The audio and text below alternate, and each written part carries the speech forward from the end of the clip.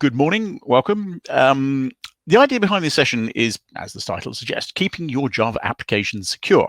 My name is Simon Ritter. I'm the Deputy CTO of Azure Systems, and I've been working with Java for, well, quite a long time now, since I started at Sun Microsystems back in February 1996, about the time that JDK 1.0 was released. Now, the whole idea behind this presentation is to talk about the security of the Java runtime. So we're not talking about security in terms of how you write your applications, how you keep the code that you're writing secure and avoiding some of the issues that you might have in terms of preventing people attacking your code. We're talking about the Java runtime itself, the JDK. And so one of the things that we need to understand is that the way that the JDK is being developed, the way that the JDK is being released, and the way that, most importantly, the JDK is being updated has changed. I'm sure everybody already knows about this because it's been around for sort of 3 years now. And we've seen that since JDK 9, we've moved to the idea of a 6-month release cycle. So now we get 2 releases a year. We get March and we get September. And I think we can all agree that this is working very well. We've seen 7 releases in the space of 3 years, which is frankly incredible. But we've seen that the ability to add new features to Java in a controlled way is really working very well. We're seeing many more features come through much more quickly than we ever have done before. And this faster release cycle has also allowed the developers, people like Brian Gertz, people like Mark Reinhold, to introduce this idea of things like modules that are sort of not included as part of the specification, and also preview features, so that we can include a feature, we can play around with it, we can test it, we can see what's going on, and then move it to the product somewhat later on. And that's a really powerful thing to be able to do. So we can make changes before it gets set as part of the standard. So like I say, I think that this whole idea of the release model is working very well. The reason behind this was that the developers wanted to make the development of the JDK itself, OpenJDK, more agile. And we've seen the shift away from the old sort of waterfall model of developing software to agile development is the way that we do things now. And the ability to respond more quickly to changes in requirements, the ability to do more iterative development processes, continuous integration, continuous deployment, all of those types of things is what this is about. So making the OpenJDK as agile as the software you're developing. Now, the way that we do that is by changing some of the ideas behind how new features are included. So we've moved away from having the release driven by the features to having the features only be included if they're ready. And so if a feature isn't quite ready, they don't delay the release, they simply shift the feature to the next release. And again, that seems to be working very well. Now, the important thing is that having a much faster release cycle means that extended support, extended maintenance of releases had to change. And so rather than the old system where Oracle and Sun before them would release updates on a quarterly basis, and they would release them for the current release, plus some overlap for the previous release. And that could be anything from like a year, I think it was about 13 months, all the way up to sort of like 2 years of overlap. That's just not practical when you're doing a 6-month release cycle. What Oracle said then was that they would introduce this idea of long-term support releases. And that way, one release every 3 years would become a long-term extended support release.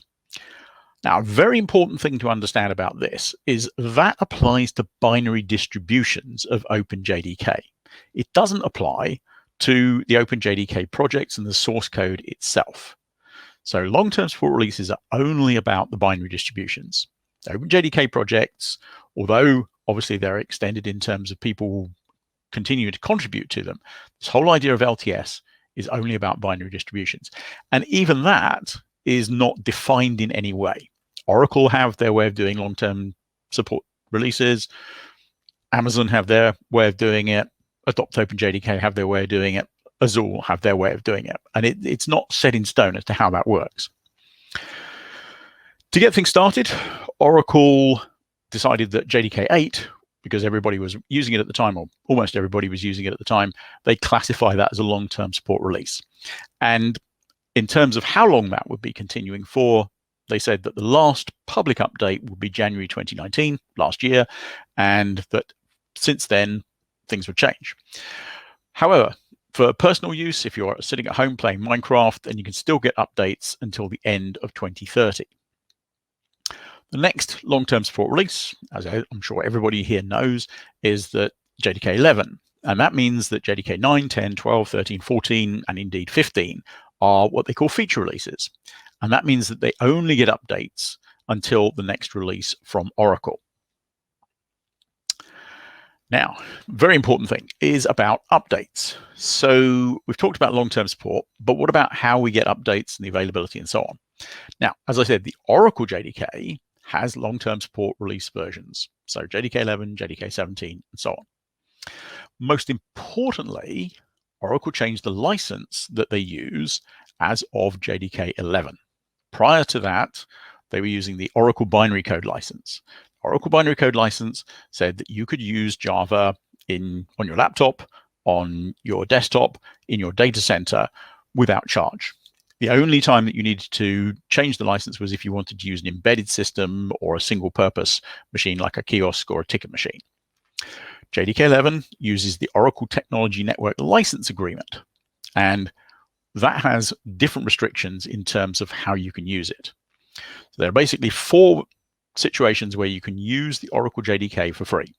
That's personal use, meaning playing Minecraft at home or personal productivity applications. If you want to use it for development use, you can use it for free. And then the other 2 situations are if it's an Oracle approved product or Oracle Cloud Infrastructure. Other than that, you would require a Java SE subscription in order to get those updates. JDK 8 is a little bit of a strange one because it's sort of half one and half the other. If you've been using JDK 8, then you can continue to use JDK 8 indefinitely for free, but only up to JDK 8 update 202 and earlier. That's the one that came out in January last year.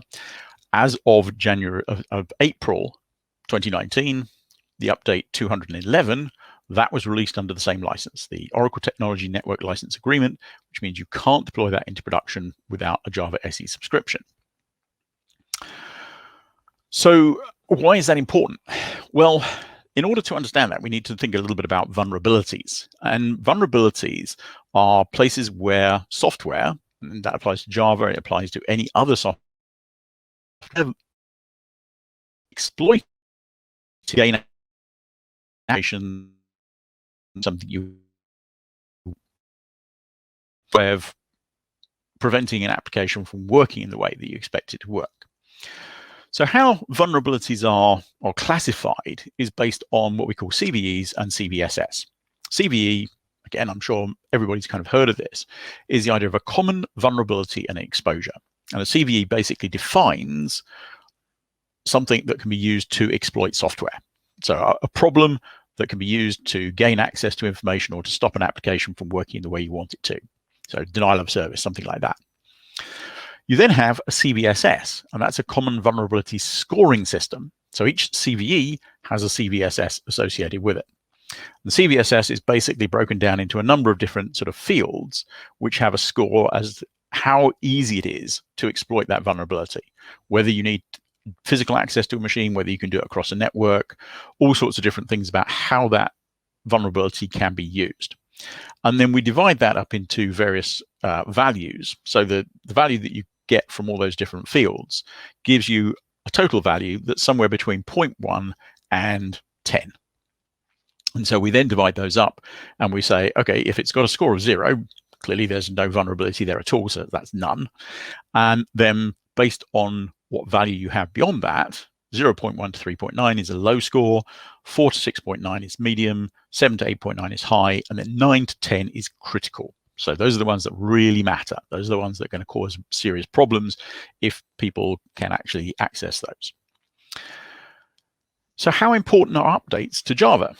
Well, actually very important. And what I did here was I looked back over the sort of history of the updates all the way back to January of 2017. That was sort of the easiest kind of date to go back to. And I looked at what was the highest CVSS associated with each of those releases, those updates. And what I've done here is I've obviously shown that in terms of the version that was impacted, the date, and the maximum score that we had there. And then I put a line to show you where updates to Oracle JDK 8 stopped. And if you look at that, obviously you will see that the first update after public update stopped had a CVSS of 9.0. That's a critical vulnerability that affected JDK 8. So if you were running JDK 8 in production, there's a significant vulnerability that could affect your systems. Now, what's interesting about that one is when you dig into the details of it, it's actually only on Windows, and it's as a result of one of the DLLs, the libraries, that are used to build the JDK. So it's not even in the Java code itself. It's in the Windows DLL that's used to build the JDK. And then we can see that since then, we've obviously had a fair number of sort of medium ones. Thankfully, we haven't had any high ones. And in fact, in October, October was quite a light release update, and so there wasn't really anything there. But you can see there's still quite a few in the high scoring range. So it is important to keep your JDK, your platform, up to date if you want to make sure that your applications are as secure as possible. Then I also did another sort of breakdown of this, and I looked at, okay, what's the distribution of CVSS scores across all of the updates? And then this time I went all the way back to January 2015. There's a total of 328 CVEs which have been addressed in updates since then. And as you can see, obviously we've got a reasonable number of lows, got a reasonable number of highs, a few criticals, and I then broke down criticals into the 10.0s, which are the absolute ones that you must fix because it's too easy to exploit otherwise. And then the vast majority are in the medium range, but there's a significant number in the critical range. What's that? 59 critical vulnerabilities that should be addressed over the last 5 years. Now, one of the other things that's important to understand about the JDK is standards conformance. How do you know that what you're getting in terms of a binary distribution matches what the specification says it should be? And so each Java release that we have is defined by a JSR, Java Specification Request. This is developed through the Java community process, and a JSR consists of 3 parts. Firstly, there's the specification itself, and that defines, in the case of the Java SE platform, exactly what goes into the core Java. What do you need to call something Java? You've got a Java virtual machine specification as to the functionality of how to process bytecodes and so on. Then you've got the Java language specification that gives you the syntax of the language that can be compiled into bytecodes. And you've got the core class libraries that need to be there in order to support the runtime. So that's the specification. The second part of the JSR is a reference implementation. And that's essentially a set of source code that shows that the specification can be implemented. You haven't defined something that's impossible to implement. In the case of Java SE, OpenJDK is the reference implementation of that specification. It's open source, you can look at it, you can see how it works. And then the third and very important part is what's called a TCK, a Technology Compatibility Kit. In the case of Java, that's often referred to as the Java Compatibility Kit, and it consists of over 150,000 tests that verify what you've got in terms of a binary for the Java runtime matches the standard defined by that JSR. And it will test all different aspects of the system. It will test the JVM, it will test the core class libraries, all of those different things in order to ensure that everything works in the way that it should do. What's really important about that is it gives you an assurance that the binary you've got matches the standard. And so if you move from one provider of a Java runtime that is TCK tested to another provider of a runtime that's TCK tested, you have a very high level of confidence that your application will run in exactly the same way on both of them, because they both pass the test, they're both equivalent in terms of the functionality. So let's talk a little bit about what we call the Zulu build of OpenJDK, because this is a binary distribution of JDK. What we do at Azul is we take the OpenJDK source code and we create what we call a slightly enhanced build of that. Now, again, very, very important is even though it is a slightly enhanced build of OpenJDK, it is fully TCK tested, and we ensure that it passes all those tests. So you've got this high level of confidence that if you want to move from a different distribution to Zulu, then there's no need to change any of your application code. There's no need to recompile your code. There's no need to worry about things behaving differently. In terms of providing support for older versions, we actually go all the way back to JDK 6. And so there is an open JDK 6 project. We use that source code, we build from that, we backport the changes from the current release all the way back to JDK 6. We then also support JDK 7, JDK 8, JDK 11, and in fact JDK 13, because we have something that's slightly different, which I'll talk about in a moment. A couple of other things that we've done in terms of this enhancement is that for JDK 8 specifically, we've seen that lots of people are still using that, and there's a couple of things we thought would be useful to those users. Specifically, flight recorder, so that if you want to use mission control to analyze your runtime, see what's going on with your application, then you can do that. And also TLS 1.3, that was ported, or that was made available in JDK 11. We've then backported that to JDK 8 so that you can use that simply with the command line flag. Again, no command line changes and so on. We have wide platform support, so it's Intel 64-bit Windows, Mac, Linux. Also for people who might want to use older versions, then it's Intel 32-bit versions of Windows and Linux. And it is very much a drop-in replacement for other JDKs. Now, interesting from a Microsoft perspective is that this is something that we produced originally for Microsoft for the Azure cloud. That was the whole reason for us doing this work.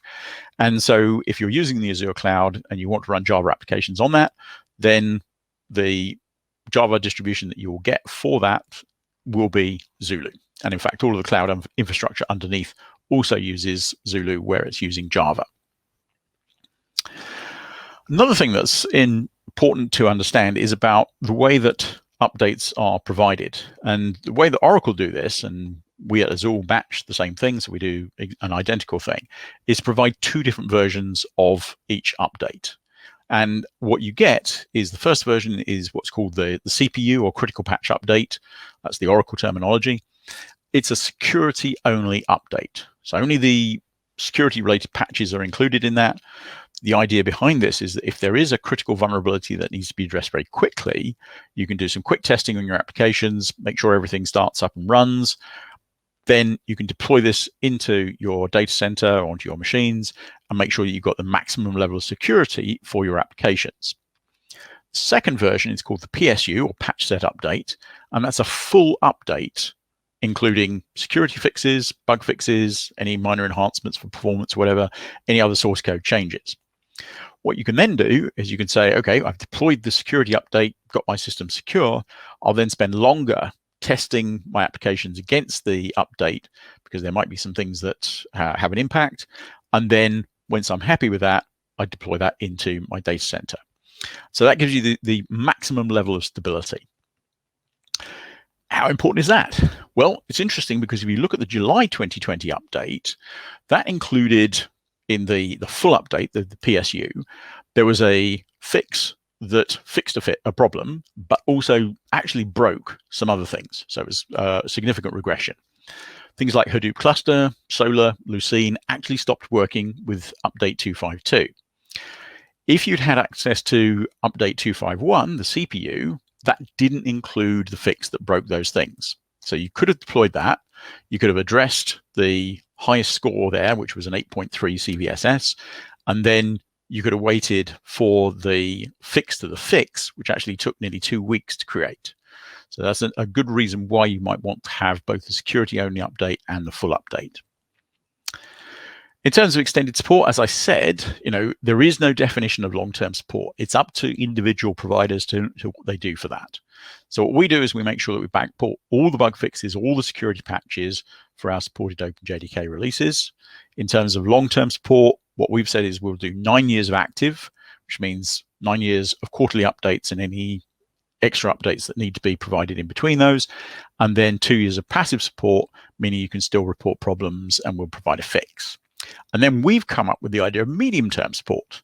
So for 13 and 15, which are between the long-term support releases, we will provide extended updates to those until 18 months after the next long-term support release. So that'd be 17. That way, if you want to use features from 13 or 14 or 15 or even 12, then you can use those by using either 13 or 15 and deploying those into production. Just to summarize then, since I've got about a minute left, keeping Java applications secure from the point of view of the JDK. So Zulu builds of OpenJDK provide you with TCK-tested binaries, updates with a time-defined service level agreement, so you know that you're going to get them within a certain space of time, all security patches, all bug fixes for all updates, both the CPU and the PSU, and 24/7 support issue reporting. So it's about maximum security, maximum stability, maximum flexibility for you as a customer. So that is basically the presentation on that. So I guess since I'm just on 25 minutes past now, if I stop sharing my screen and I go back to there. Okay, so let's see, do we have any questions, comments, anything like that? Oh, yes, Bruno, great, good. I don't think we have questions. Okay. Let me double check here on YouTube. Well, somebody at Zoho tried Zulu. Well done. That's one comment here on YouTube. On the one thing I thought about when I was looking at your, especially the first slides, you had one slide that talked about JDK 8, that up to an update, it's a license, and then another update, Oracle changed the license. Yes. But that is, just to clarify, that's specifically for Oracle JDK binaries, yes. right? Not Java 8, because I think that's one of the confusions that people continue to have. Oh, Java 8 is not free anymore. Well, it's the Oracle Java 8 binary that is no longer free for production use. That's right. So I do try to be as careful as I can about making that point. So if you want free binaries, then you can come to our website, and we have Zulu Community Edition, so you can get the Zulu 8 from us. There are other people who can provide that. So there's people like Amazon with Corretto. There's people like Adopt OpenJDK that provide free binaries. There's the SAP machine. Trying to think. Alibaba have Dragonwell.